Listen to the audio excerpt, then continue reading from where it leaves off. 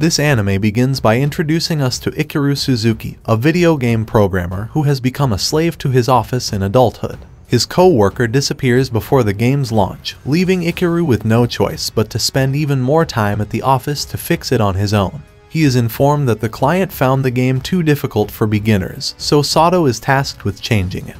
He suggests that when creating a character, players should receive a map that allows them to see enemies and use bombs that destroy everything up to 3 times. Additionally, there's a chance to earn a rare achievement by completing areas without using items. This way, more skilled players would be enticed to finish it without those aids. Due to time constraints, his idea is almost immediately approved, and they continue working non-stop, practically living at the office. However, as time passes, Ikaru becomes increasingly stressed, going through sleepless days to meet the deadline. One day, after 30 hours without sleep, Sato finally decides to take a nap at the office, even though there are still some bugs to fix. But once he falls asleep, he's shocked to wake up in a completely different world. He quickly assumes it's a dream and notices his appearance is back to how he looked when he was 15. Ikaru realizes he can see a game interface and notices it's a combination of the 2 games he was working on.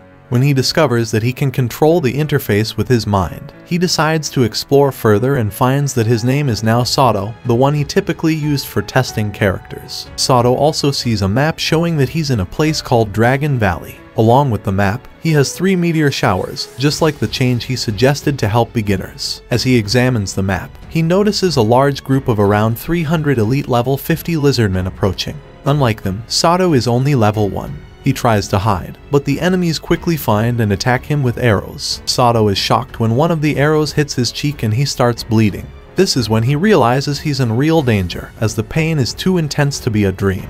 With no place to hide, Sato decides to use the meteor shower he has, but he notices that the option isn't working. In panic, he uses all 3 of his meteor showers and hides behind a rock, not believing that he's about to die because of a game glitch. However, when he least expects it, a huge number of meteors fall from the sky, destroying everything, including the enemies. After such an epic event, Sato notices that one enemy is still standing, though it's very weak. The enemy offers Sato a sword to fight, and Sato knows this is the end for him since there's no way he can win, even with the enemy so weakened. However, feeling the painful attacks from the enemy, Sato does his best to survive and is stunned when he defeats the lizardman simply by throwing his sword. Despite everything that's happened, Sato still believes this is a dream, so he tries to leave the area like he would in a game. Soon after, he realizes that the menu doesn't allow him to save or exit the game, so he has no choice but to stay and heal his wounds. That's when he realizes he's completely healthy and not in pain at all.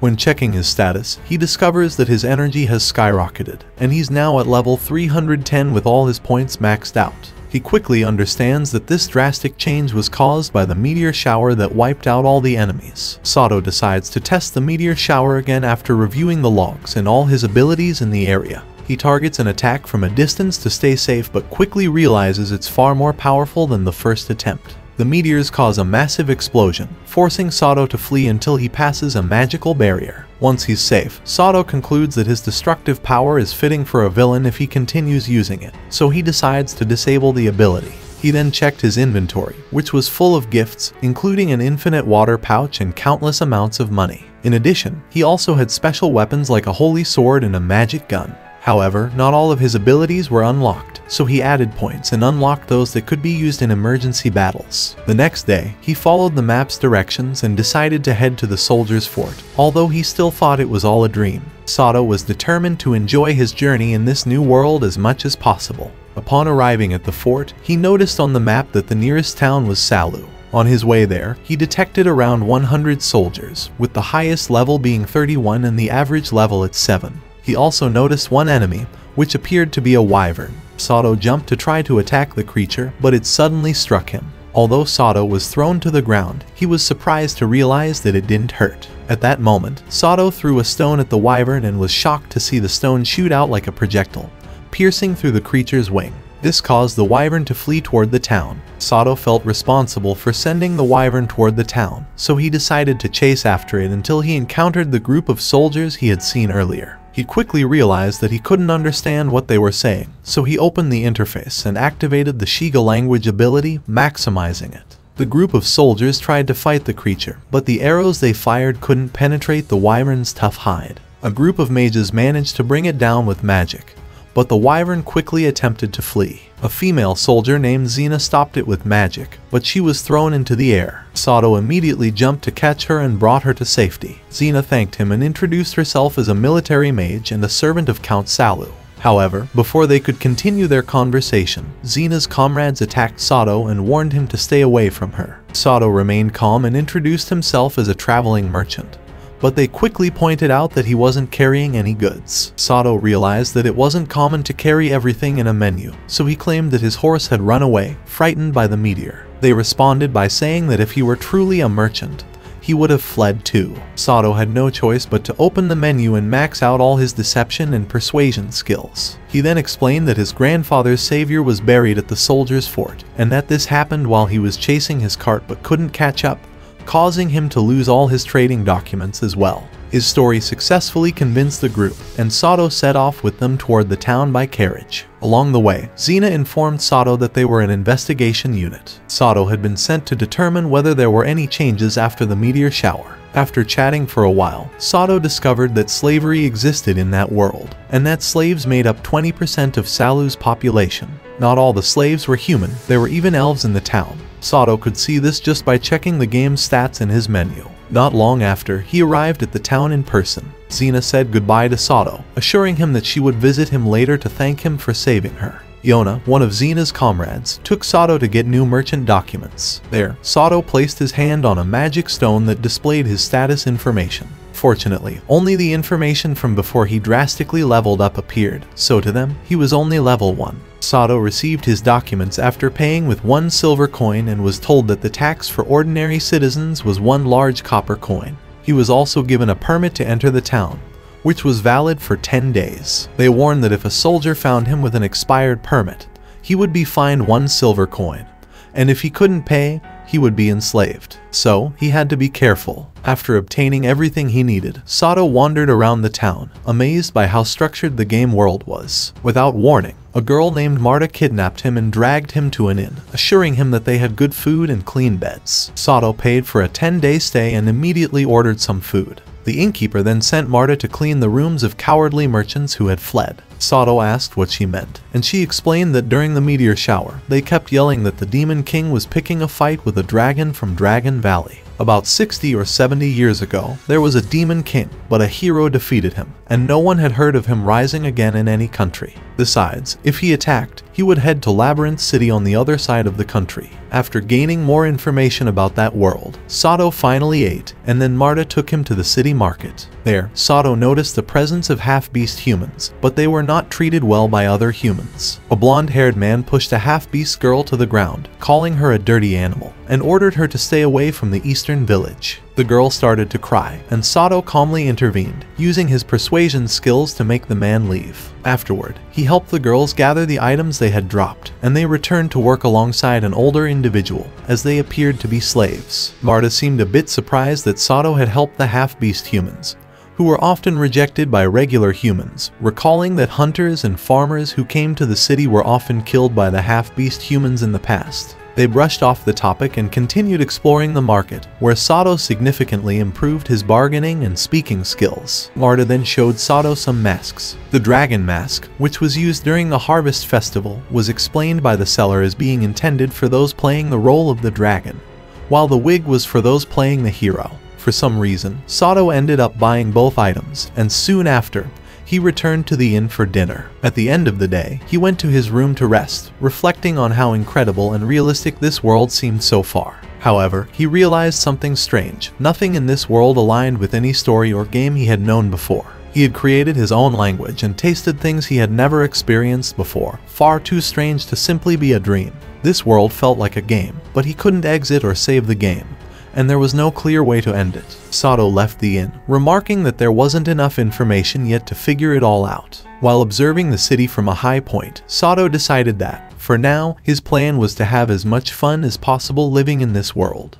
Returning home would be a secondary goal, as he finally had the chance to do something different and could also learn something useful for making games. The next day, Xena finally met up with Sato, commenting that she was off duty and wanted to show him the city. The two explored the town and tried local foods, like a date. Sato then asked Xena how she cast her spells, but the explanation he received was quite confusing. Xena explained that she had prepared herself her entire life to learn magic and had begun seriously studying it 3 years ago, hoping that one day she could fly. Sato responded that it would be amazing to fly with magic, so one day they could go on a date in the sky. Xena blushed slightly but happily said that Sato could rely on her to make it happen. The two continued their journey around the city, and Xena took him to a military facility where they could view the outskirts from a height. From there, Sato saw some towers, and Xena explained that they were monoliths that could act as batteries unless there was an attack from the worm. Shortly after, Xena led him to the Palon Temple, where she showed him a mural depicting a hero fighting the Demon King. She explained that the hero was easily recognized by the Holy Sword, which would turn blue when accepted by the hero. At that moment, they were interrupted by a priestess named Orna, who clarified that it wasn't always wise to use the Holy Sword, as only a hero summoned by the Palon Temple could face the Demon King. Xena was happy to see the priestess and introduced her to Sato as the high priestess of the goddess Palon, though she was actually the daughter of a noble. After a brief conversation, Sato became curious about what had been mentioned, so he decided to check the titles he possessed. He didn't find a hero title, but to his surprise, he discovered other titles such as Dragon Slayer, Calamity Devourer, and even God Slayer. He quickly checked his history and found that he had killed a dragon god named Kagla. That's when Sato realized that the starfall he created could kill gods. He understood that it was like having a cheat ability, so he decided to avoid doing anything that might attract attention. Shortly after, Xena continued talking about heroes, explaining that they were summoned through a great magic ritual. And since the Demon King's attack 66 years ago, the ritual hadn't been performed again. They were both distracted as they passed through a crowd, seeing a group of people throwing stones at beastmen slaves whom Sato had previously helped. A priest provoked the crowd by declaring that the slaves were demons, and he was selling holy stones to the people to attack them. Xena couldn't bear seeing such cruelty, and Sato immediately intervened, protecting the slaves with his magic. Meanwhile, Sato checked the game system and identified the owner of the slaves and the accomplices involved in the chaos. One by one, he knocked out the accomplices and removed them from the crowd. Then, he exposed the main perpetrator in front of everyone. He explained that the man had lent his slaves to the priest Seon, lied about the divine stones, and tried to take everyone's money. Furthermore, the man intended to use the Seon temple to deceive everyone and start a rebellion against the count. However, unexpectedly, a real demon emerged from the main perpetrator's body, causing the crowd to flee in terror. Xena stood ready while Sato tried to move the slaves away from the scene, but they refused to move. The older slave explained that they had been commanded to stay in place, and if they moved, their collars would choke them. However, Sato discovered that the slaves didn't actually have an owner, as their master had been killed by the demon. Before Sato could take them away, everyone was transported to a dungeon by the demon, which separated them and trapped them in a labyrinth. Sato remained calm and introduced himself to the slaves. They introduced themselves as cat, dog, and lizard, as they had no names. Sato admitted it was a bit complicated, so the older slave asked him to give them names to make things easier. Although not good at naming, Sato decided to call the older slave Lisa, while the younger slaves were named Pachai and Tama. Sato then offered cloth and water to clean and disinfect their wounds, but they seemed hesitant. Lisa said they weren't supposed to use water or medicine on themselves, and that Sato didn't need to be so polite. Seeing they weren't inclined to comply, Sato finally gave a direct order, and the three obeyed. After cleaning their wounds, Sato fed them and studied the labyrinth map, which turned out to be simpler than he expected.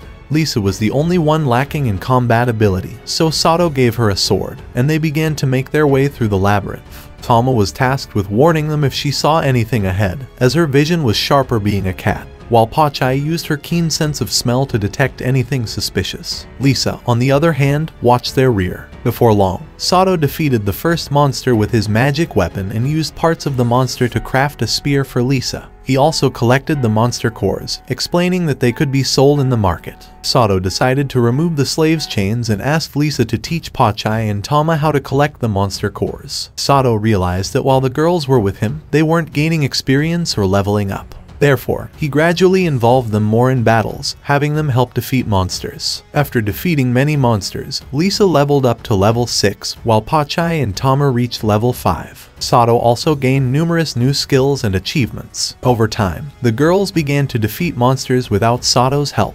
They grew very close to him, causing Sato to worry about what would happen when they left the labyrinth. One day, Tama noticed a strange wall, and Sato realized it was a hidden door. From the door emerged an undead wolf monster at level 40, which immediately attacked. Sato quickly used his abilities to set a trap, dropping the monster into a pit. This allowed them to continue forward until they found an area full of spider webs with people trapped inside. Sato and the girls rushed to free them, including Jean Belton, a man from a noble family. He assured them that if they managed to get him out of the labyrinth, they would receive a reward. They also saved a slave trader and, lastly, a blonde young man who had previously mistreated Pachai and Tama. The young man tried to grab Pachai's dagger to free himself from the web, but Pachai refused in fear, explaining that the dagger belonged to her master. The young man became angry and insulted Pachai, prompting Sato to approach and tell him that he had no intention of helping him. The group continued until they found more people being attacked by monsters. Sato immediately ordered the girls to distract the monsters with torches to keep them away from the others, while Lisa was instructed to strike the monster's core to destroy it. While the girls protected the people, Sato reunited with Xena, who hugged him in relief. The female priest Orna then approached them, and Sato realized that she seemed to know the monster's weak points. Sato responded that she was right since Lisa had taught him that slimes had cores and could be defeated by destroying those cores. The girls and Lisa rejoined the protagonist, and upon seeing Xena, they thanked her for protecting them earlier. Tama noticed something strange about the walls again and informed Sato. He checked and found another hidden door. However, before they could do anything, several soldiers announced they had found a treasure chest. When the chest was opened, the demon who had trapped them appeared, causing everyone to prepare for battle. However, the demon used illusion magic to make the humans fight each other. Despite this, the protagonist, Erisa, and the girls quickly realized that even mid-level magic didn't affect the demon. Sato noticed that the demon might be using protective magic since its level was only 36. Before he could act, Sato was suddenly attacked by wolves emerging from the hidden door Tama had pointed out. Sato quickly set a trap, causing both him and the wolves to fall into a pit. In the empty space, Sato didn't hold back and decided to use his holy sword against the wolves. He swiftly defeated them, but found that using the holy sword caused damage to him, so he decided to store it after the battle ended. Afterward, Sato returned to the group, this time wearing the dragon mask and wig he had bought earlier. With this, he could use his full strength without worry and began attacking the demon by throwing rocks. Sato's strength was so great that the rocks flew like projectiles, and in no time, he managed to defeat the demon. However, before falling, the demon summoned its master, a demon from the inner circle of the Demon King. At level 62, this demon consumed the one who summoned it and challenged everyone to fight. Quickly, the demon separated everyone, leaving only Sato to fight it. After attacking Sato in various ways, the demon was impressed by Sato's resilience. Sato tried using his holy sword, but it didn't work because the sword didn't recognize him as a hero. He then decided to use his magic staff to cast a spell, and was surprised to see that a single attack managed to bring the demon down. Everyone was amazed, thinking Sato had used high-level magic, when in reality, he had only used basic magic. Sato continued his assault and eventually decided to use the holy sword again. Although he didn't have the hero title, his God Slayer title allowed him to defeat the demon. Finally, everyone managed to safely escape the labyrinth, and Sato reunited with Lisa and the girls. After the chaotic experience, Sato earned many new titles, including the long-awaited title of hero. Lisa and the girls didn't want to part from him, so the slave trader they had saved earlier took care of the paperwork to make them Satos. The trader also mentioned that there were slaves left unsold, which is when they met Lulu and Erisa. Erisa surprised Sato by addressing him in the way commonly used in Japan. Sato immediately checked his suspicion by whispering something in Japanese to Erisa, and as he expected, Erisa fully understood him. Eventually, Sato made a contract for Lulu and Erisa, who fortunately became close with the other girls. However, Sato decided not to ask Erisa any further questions about Japan for the time being and took everyone out for dinner. As slaves, they had never been properly fed before, so they were incredibly excited to finally enjoy a decent meal for the first time. Sato was happy to see them eat with such joy, but he also noticed that they were still wearing their slave clothes. He then left briefly to buy them some new outfits. After getting everything, Sato also bought a snack for Lisa, but on the way back, he encountered a group of beastmen children in an alley. He decided to give the food to them, then returned to the girls, who were thrilled to receive their new clothes. Finally, Sato returned. Sato arrived at the inn and asked the innkeeper if there were any vacant rooms for the girls. The innkeeper responded that unfortunately, all the rooms were full, and Sato noticed that everyone in the inn seemed to show a hostile attitude toward the half-human girls. Sato asked Marta to take the girls to their room while he would camp outside with the others. However, Arisa stopped him and sincerely asked the innkeeper if there was a warehouse or barn they could use. She explained that the girls had helped save many humans in the labyrinth, and even though they didn't receive any medals or recognition, they deserved some compassion. Seeing this, the innkeeper finally agreed to let them use the barn, and Arisa managed to calm the tense atmosphere in the inn. Therefore, Sato set up a comfortable sleeping area for Lisa and the girls. Shortly after, he returned to his room with Lulu and Arisa. However, he was completely confused when he found them waiting for him without any clothes, ready to offer their services. Sato tried his best not to react and told them it wasn't necessary, then prepared his bed to sleep.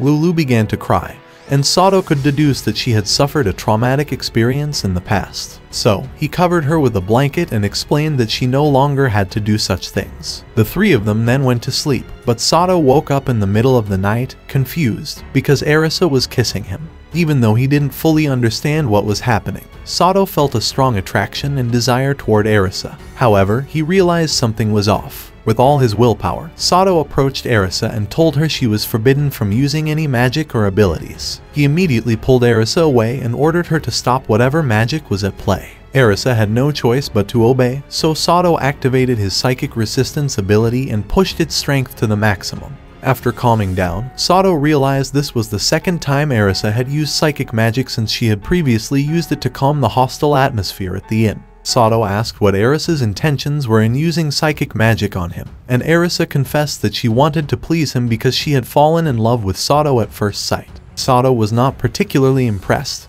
but he was surprised by Arisa's abilities. Arisa then revealed that she, too, was originally from Japan, but had been reincarnated in the Cuber Kingdom with all her memories intact. Since Sato had black hair, Arisa assumed that he wasn't reincarnated but rather summoned to this world as a hero. Sato was shocked, but Arisa explained that Sato was the second Japanese person she had met in this world. Lulu's great-grandfather was also from Japan, which is why Lulu had the charming appearance of a Japanese idol. However, Arisa commented that people in this world did not find her attractive. After leaving that topic, Arisa asked whether Sato had been reincarnated or transported to this world, but Sato wasn't sure. When Arisa explained what was involved in summoning, Sato admitted that none of what she mentioned applied to him. Arisa then asked if Sato had ever met a god, but he replied no and also said he was not in a summoning circle when he appeared in this world. After skipping that conversation, Sato shifted to a more personal topic and asked Arisa how she became a slave. Arisa recounted that she tried to use her knowledge from before reincarnation to bring wealth to her country, but unfortunately she failed. She revealed that she was actually a princess, and at first, everything went well, but then things started to fall apart. Conflict broke out, and eventually, another country conquered her nation, which left her deeply depressed and blaming the differences in the world. When her country was conquered, the king, the crown prince, and his concubines were executed to calm the situation, and the imperial mages forced the only survivor into slavery. However, one day, a demon appeared out of nowhere, destroying the palace and the city. The village where she lived burned, so she fled to the mountains with Lulu, and they nearly died there until a slave trader found them. Sato finally understood Arisa's story and began to comprehend her more deeply. The next day, Sato gave a pouch of money to the girls to buy clothes and items they needed. Xena asked what Sato would do, and he replied that he would look for a side job and search for an inn that allowed demi-humans, as Lisa and the girls couldn't stay in the stables forever. Xena decided to use her day off to accompany Sato, and they met with Nana,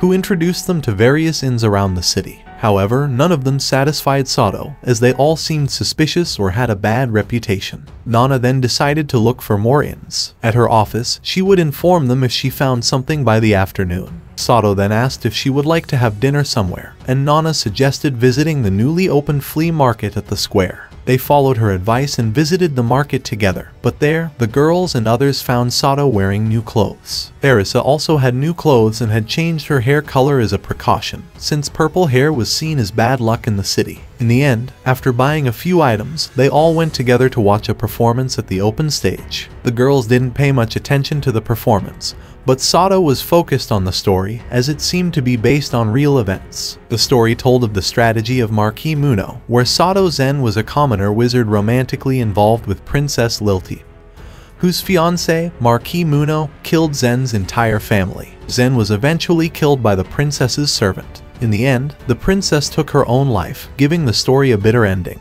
However, Sato from the story returned as an undead creature and slaughtered the entire court of the Marquis. Just before he could take the Marquis's life, a paladin appeared and killed Zen. Unexpectedly, the Marquis's personality changed before he finally died from a curse tied to his title. The story ended with a confusing conclusion. Shortly after, a woman told Sato that the original script was actually different. She explained that in the original story, the paladin killed Zen after he had already taken revenge on the Marquis. However, the nobles didn't like that ending, so the story was changed to the version they watched, which made the plot confusing. In the original story, Princess Lilna was a commoner, and the Marquis had only kidnapped her, even though she was already married. Sato returned to the girls shortly after, and Arisa enthusiastically talked about the story, appearing quite fascinated. Xena admitted she cried when the princess took her own life after Zen's death. However, Arisa replied that the princess should have used her sword to take revenge on the Marquis, as death was pointless, and everything was the Marquis's fault. Xena argued that the princess broke her family's arranged marriage, which was the real cause of the tragedy. Arisa then asked if she would rather marry someone chosen by her family than Sato.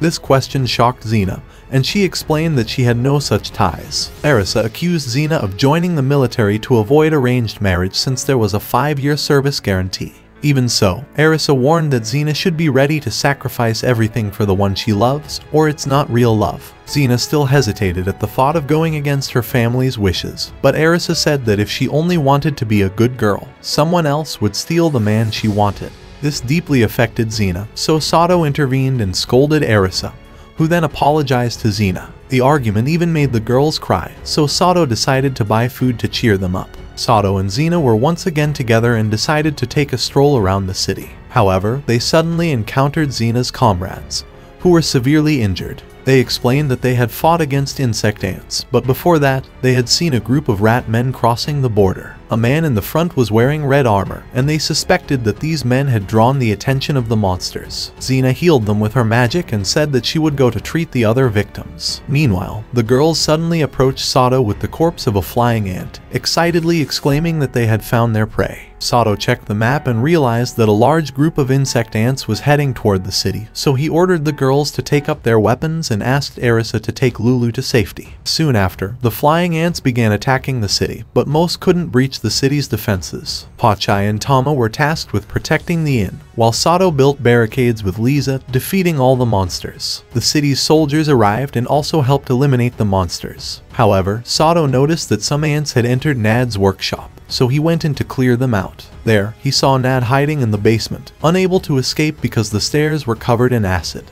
Before Sato could do anything, Nad's boss used magic to get him out. Once everything was calm, Nad thanked both of them. Nad introduced his boss as Yusar Toya, though he was called Yusa, and Sato immediately realized that Yusa was an elf, one of the most popular races in fantasy worlds. Not long after, Sato went to search for the others but encountered Lisa and a guard who were trying to collect the monster cores that he had defeated. The guard said that the law required him to sell the cores to the city, so Sato had to hand them over. Sato, being cautious, replied that in that case, he would issue a receipt showing the number of cores and the amount paid for them, along with the guard's name or other identification.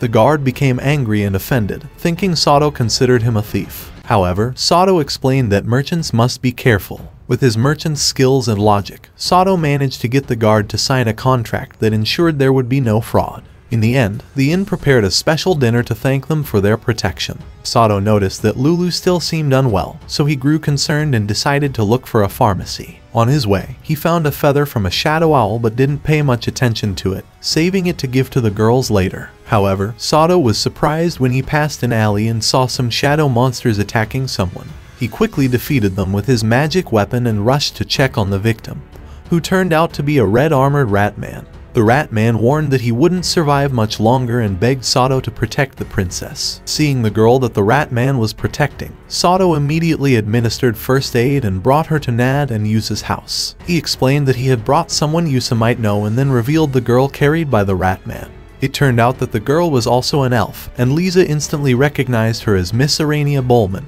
or Mia. Soon after, they sought a priest to treat the rat man's wounds. The next day, Sato visited them, and Nad explained that Mia's symptoms resembled prolonged magic depletion. Sato examined Mia's condition and found that she was 130 years old but still considered a child among elves. Mia wasn't seriously ill or injured, and her magical energy was slowly recovering, though still low. Nad suggested that a mana potion could speed up her recovery, but the potion was very expensive. Even so, if they couldn't afford it, they could take her to a place rich in mana, like ley lines or natural springs. Not long after, Mia finally woke up. Sato and Nad went to meet her, introducing themselves and explaining the situation. When Mia saw Sato, she asked if he used spirits, but Sato replied that he had never seen one. Nad explained that only people with spiritual sight could see spirits, and upon checking Mia's information, Sato discovered that she had that ability. Shortly after, Sato asked what the spirits looked like, but Mia only replied that they were soft and glowing. After spending the afternoon with Mia, learning more about spirits in the Elven language, Sato returned to the girls and told them about the princess. They were all excited to hear the story, so Sato took them to meet Mia that evening. While they were getting acquainted, Sato spoke with Nad. He asked if Sato had a carriage. Sato replied that he only had horses, but they had fled due to the meteor shower. Nad then offered him a carriage, as a merchant known to his boss was retiring soon and selling a carriage with 2 horses. Sato hesitated for a moment, considering rejecting the offer because he had no experience driving a carriage. However, Lulu informed him that she had driven a horse-drawn carriage before, so Sato eventually accepted the offer, relying on Lulu to teach him. The next day, Sato and the girls went out for a camping practice to get accustomed to outdoor life. After settling down in a spot, they engaged in various outdoor activities such as gathering materials and even woodworking.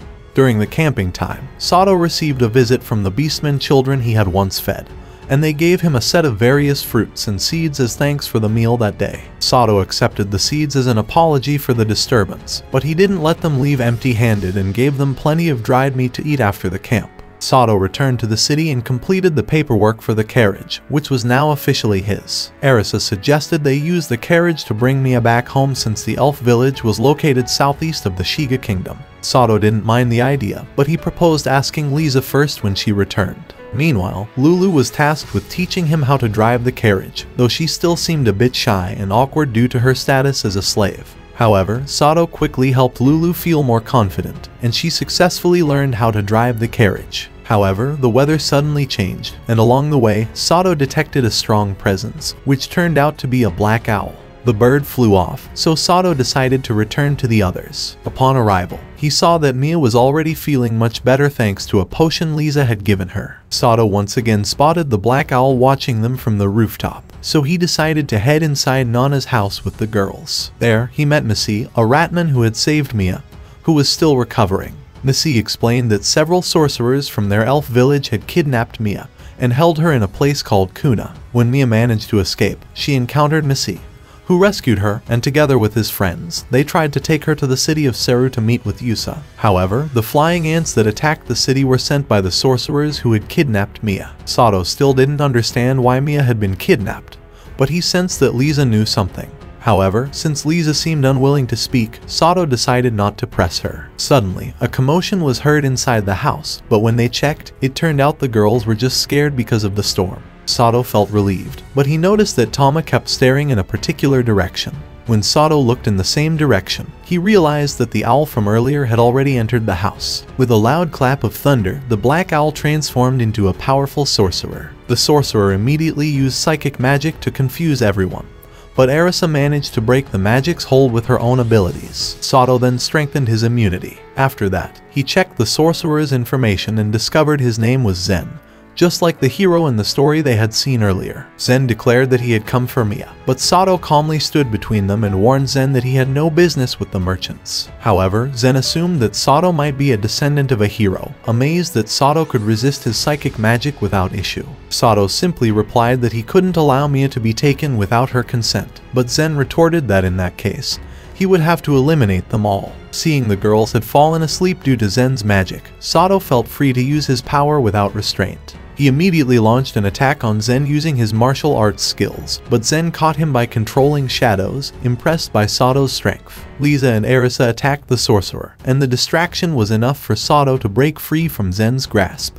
Mia urged them to flee, but Arisa replied that their priority was to save Mia, as that was their master's wish. After that, Arisa quietly prepared a powerful attack while Sato bought time. After successfully distracting Zen long enough, Sato stepped aside, and Arisa launched an attack so powerful that her hair reverted to its original color. Zen barely managed to deflect the attack and commented that it almost hit him, adding that he hadn't expected Arisa to have such a unique ability. Seeing Arisa's now purple hair, Zen assumed that Arisa was also a reincarnation.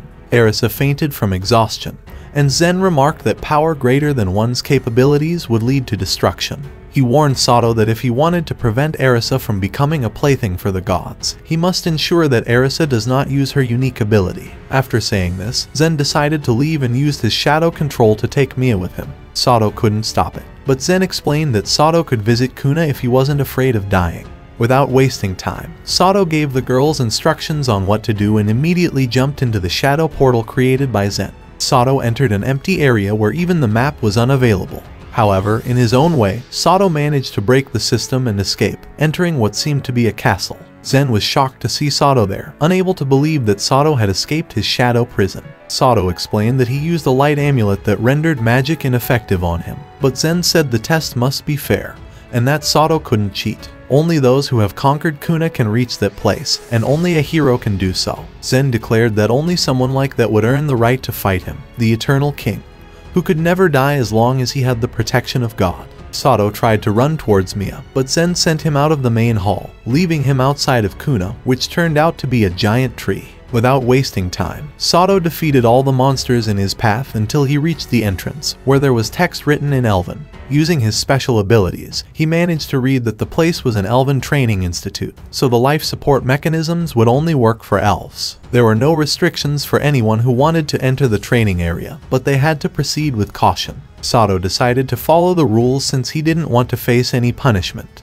Upon entering, he defeated various types of enemies and discovered that there were about 200 floors in the place. Unlike the Seiryu Labyrinth, Kuna was more like a game, as the enemies grew stronger the further he progressed. Sato continued until he found a floor where a fairy was sleeping. She woke up in a foul mood because she had no magical power. However, upon seeing the protagonist, the fairy became very interested and asked him to be hers. Sato calmly refused, but the fairy suddenly took his magic power with a kiss. Satisfied, the fairy then revealed a hidden corridor leading to the room of someone named Tora's Yuya. Upon entering, Sato saw that the room resembled a laboratory and discovered that Teyuya was the person who created Kuna. In a diary entry, Teyuya wrote that Kuna was created to instill the will to survive in elves who were in danger before their death. Tora's Yuya decided to seal the place until his friends needed it again, believing that one day the elves would lead the world's races once more. Sato now understood why they needed Mia, so he decided to continue and asked the fairy to take him to the highest floor she could reach. The fairy then transported him to the 100th floor, in the room of the night guards, where he found a trio of homunculus girls along with a large guardian.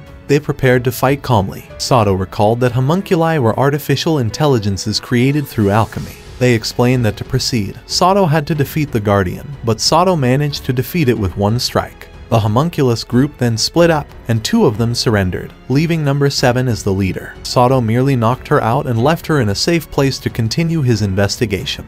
As he advanced, he met another fairy who brought him to the 180th floor. Sato defeated all the enemies until he reached the top. Finally, Zen admitted that he hadn't expected Sato to arrive so quickly. However, he said that Sato did not have the credentials to face him, as he must fight an unbeatable enemy to earn the title of hero. The reward was a holy sword called Hyarhorn, a lost sword that would bring him glory if presented to any king. Zen then made Sato face 3 guards and 6 homunculus girls. In no time, Sato defeated the guards without trouble, but he tried not to hurt the homunculi. However, they kept getting back up, even though they were no longer able to fight. Sato asked why they kept fighting so hard for a master who treated them like pawns. They replied that it was their wish and continued to fight with everything they had. Sato eventually knocked them out without causing any serious harm. When he defeated the last one, he asked her to fulfill her master's wish. Upon returning to Zen, Zen praised Sato for his appearance and gave him a sacred sword as a gift. Sato accepted the sword along with the title of hero and decided to ask Zen what he truly wanted.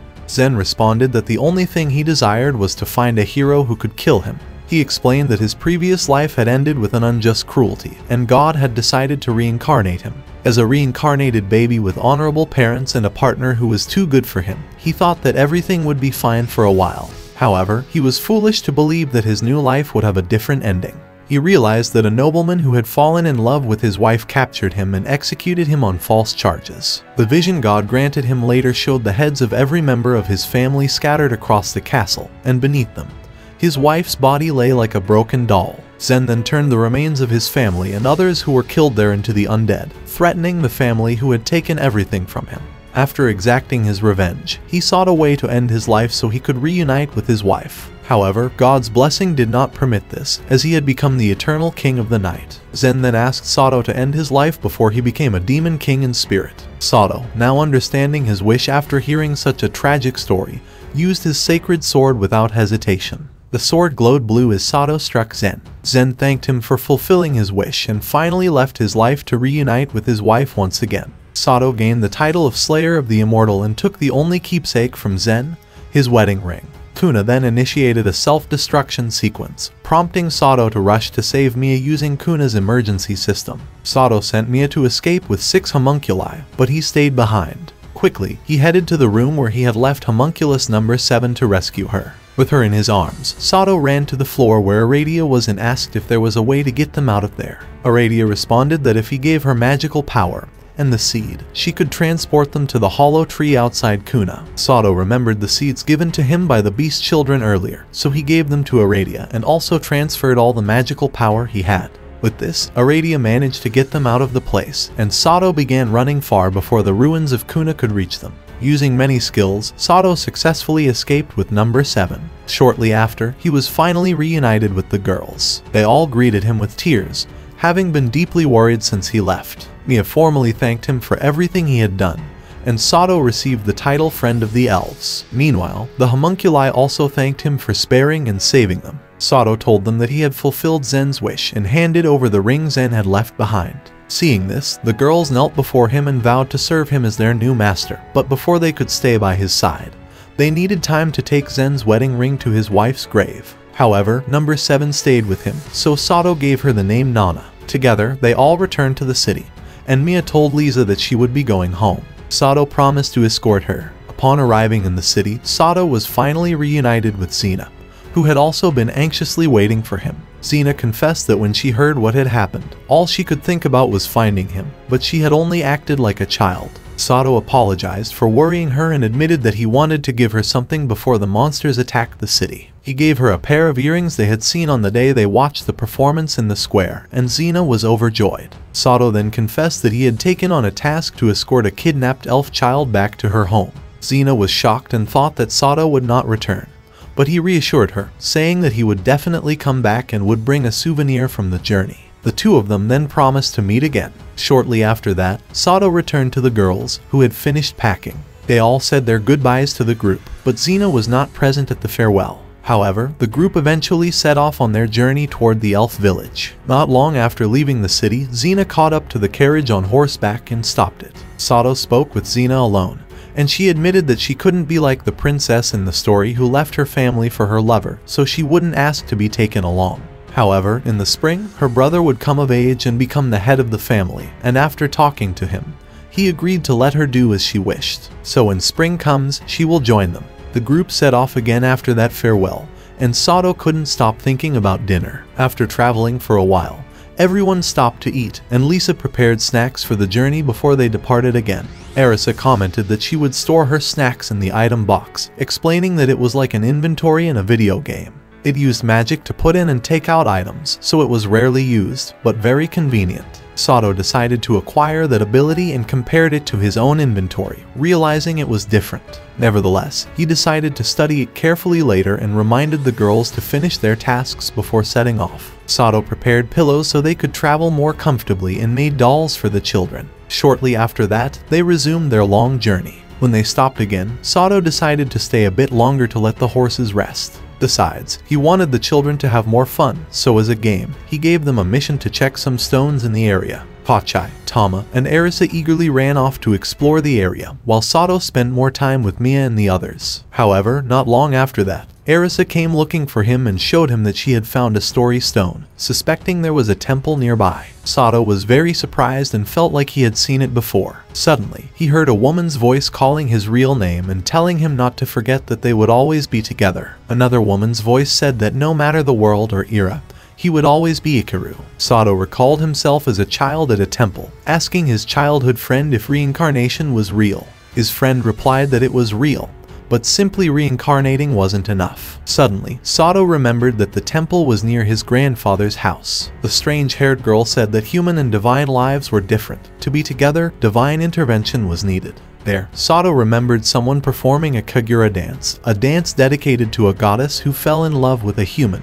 Before he could learn more, Arisa woke him up, exclaiming that he shouldn't sleep in such a place. After thinking for a moment, Sato remarked that it seemed to be a broken travel gate, a gate used for teleportation. Arisa was shocked and asked if he could fix it, but Sato replied that it was impossible and decided to return to the others. After such a busy day, the hunting made them hungry, so Arisa offered the food she had stored in her item box, but she complained that it didn't keep the food warm. The journey continued, and every day Sato was busy studying magic from a book he had obtained after defeating Zen. Throughout the journey, Sato researched spell formulas, but he was distracted when he noticed on the map that a carriage filled with rat people was approaching. He immediately stopped the carriage to see them, and Mia was very happy to meet them again since they were apparently friends of Missy, who had once been a decoy to help Mia escape from Kuna. After that emotional reunion, the rat people went ahead to do something, promising to meet them again later. Therefore, Sato and the others decided to camp and hunt something for dinner. Mia helped Sato with new spells he had formulated, and they were all successful. Even as everyone slept, Sato continued studying magic to create more spells, and he also decided to compare his inventory. With the item box mentioned by Arisa, they tried storing various items. However, the item box was inferior to his inventory. Yet, he realized that items stored in the item box changed over time, while items stored in his inventory remained in the same condition as when they were stored and did not change over time. The next day, the group continued their journey until they met the rat people again. When everyone gathered, they decided to visit the rat people's graves that had been made to honor those who had fallen protecting Mia. Mia approached the graves and thanked everyone who had helped her. She then recited a sacred ritual so that those who had passed could rest in peace. Shortly after, her companion approached Sato and gave him a bell, explaining that the bell was made by the elves. Since Mia already trusted him, her companion acknowledged that Sato was worthy of having it. The rat people bid farewell to the group, and after that, the group continued their journey until they arrived at the next town. When they arrived, they coincidentally encountered an officer who had once tried to take the monster core from Lisa and Suryu. The officer left after attacking several citizens. Sato then approached them and offered a potion to heal their wounds. They hesitated to accept it because the potion was too expensive, but Sato insisted, and eventually they used it, recovering instantly. Sato was relieved to know that the potion could even heal broken bones, and after the couple thanked him, he returned to the group. Arisa commented that Sato was very generous, but he should make sure to save potions for emergencies. Sato thought that was a good idea, so he decided to learn alchemy to make his own potions. Shortly after, he gained the formulation skill and began practicing alchemy and transmutation. After learning what was necessary, Sato successfully made his first potion, which turned out to be of high quality. However, he discovered that if the potion wasn't stored in a special bottle, its quality would degrade. This was because the special bottles had a magic circle made with special ink. Seeing that his materials were running low, Sato decided to buy more. So the next day, they went to the nearby city of No. While looking at the map, he realized that, unlike Suryu, many areas on the map were blank, so he decided to investigate them later. For now, he decided to visit the alchemy shop owned by a woman named Len Maris. Sato asked for everything he needed, but when inquiring about the special bottles, Len Maris said she no longer had any because the last customer bought all the bottles before he arrived. They had a seizure warrant with the Viceroy Setum's seal, so there was nothing she could do. Even so, she said that if Sato really needed them now, he should go directly to the potter to buy some. After getting that information, Sato decided to postpone it for the day, and instead equipped himself with some spells he discreetly purchased. At night, he decided to go to the blank area he saw on the map earlier, and broke through the magic barrier in the forests. Upon entering, that part of the map opened up, revealing that the place was called the Illusion Forest. Although he thought the forest was rather ordinary, he also noticed that someone was approaching, so he figured the wizard had already known he crossed the barrier. Soon after, he was attacked by magic soldiers and the wizard's apprentice, but he easily dodged all the attacks while remaining calm. This made the wizard's apprentice uneasy, but Sato only asked them to stop attacking because it was dangerous. Suddenly, a large bird appeared and landed on the apprentice. On the bird was the wizard of the Illusion Forest, who bowed before Sato and introduced himself as the guardian of the mana spring in the Illusion Forest. It became clear that the wizard held great respect for Sato because he carried the bell given by M. The wizard apologized for the rude behavior of his apprentice,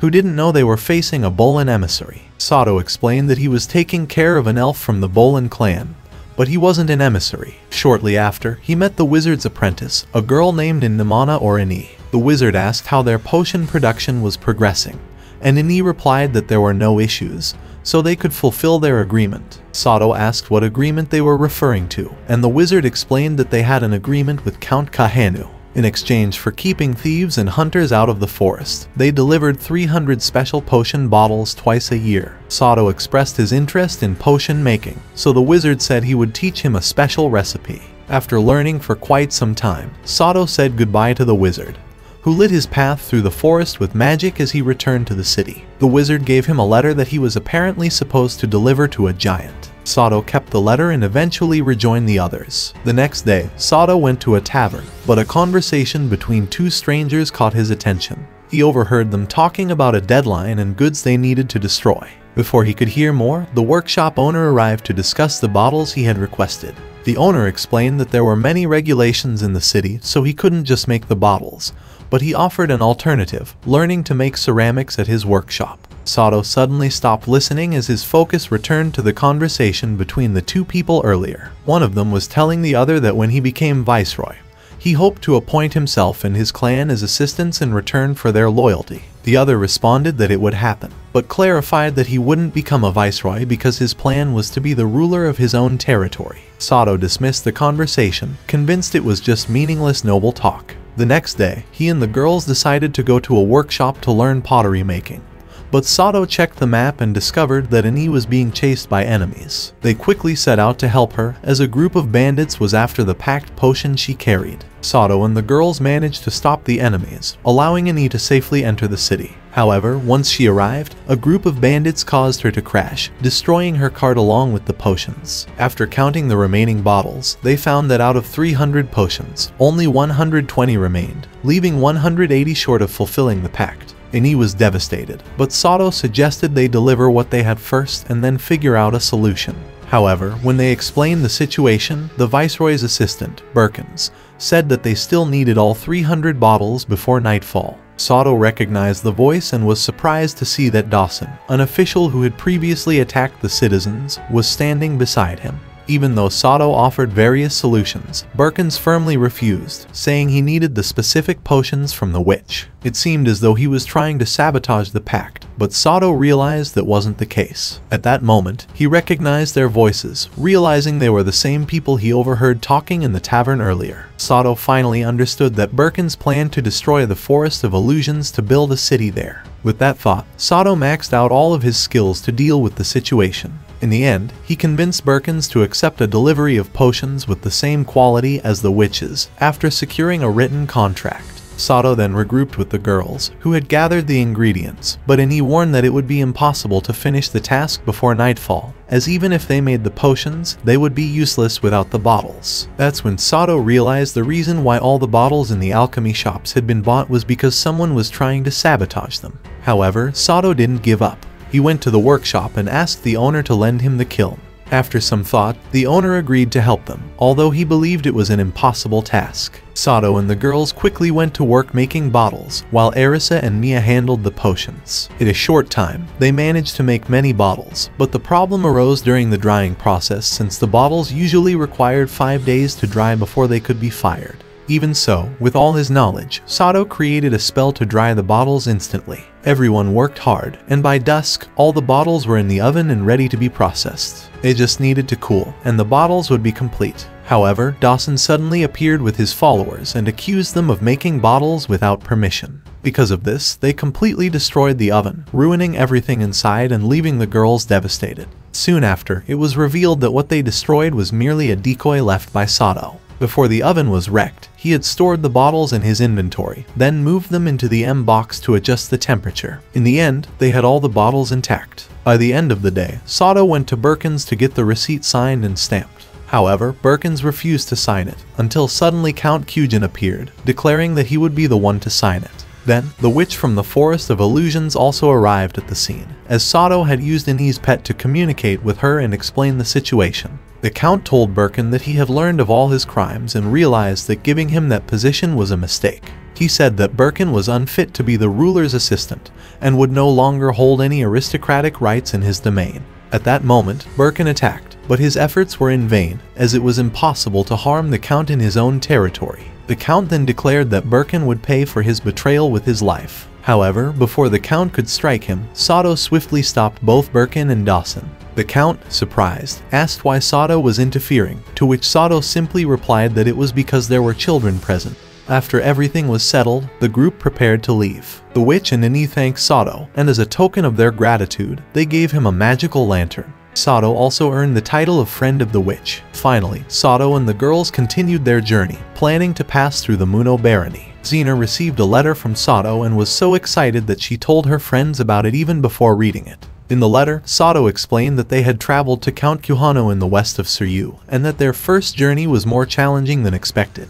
Even so, they had grown accustomed to sleeping outdoors and were thoroughly enjoying their adventures in this new world. One night, Sato read a book to the girls, telling them a story about 7 gods who descended from the sky. Over time, the number of gods grew to 9. The 8th was the dragon god, who had actually existed before the other 7 gods but had been asleep. The 9th was the demon god, who came from another world. Being extremely selfish, he created demons who worshipped him. These demons terrorized the other races, and so humanity prayed to the young goddess for strength to fight against them. The young goddess then consulted with the dragon god, who taught her a spell to summon heroes, called Hope Magic. The girls were thrilled by the story, and Sato closed the book, realizing they still had a long journey ahead of them.